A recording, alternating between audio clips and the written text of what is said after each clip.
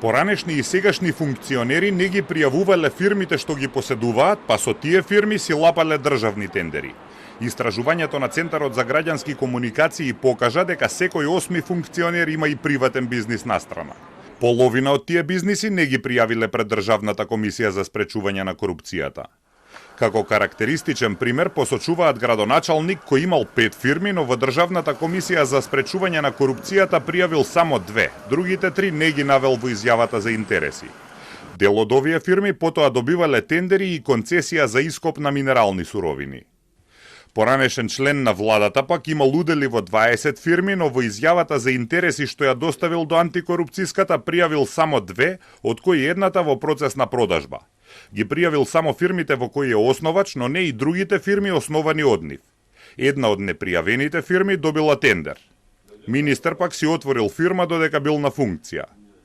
Функционерите не си давале тендери сами на себе, туку им давала друга институција. Утврдено е дека бизнисот им цветал додека биле на функција. Токму непријавувањето на фирмите на функционерите отвора голем ризик од корупција.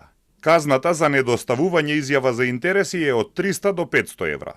Казната е една, меѓутоа мислам дека има и основа да се покренати некакви други постапки, затоа што непријавувањето е, да кажам, како да кажам, еден прекршок. Меѓутоа, ако таа фирма што не е пријавена потоа добива државни, да кажам, договори, тогаш може би малку подлабоко да се и чепка во причините за непријавувањето, па може ќе излезат и други дела, не само непријавувањето како прекршок.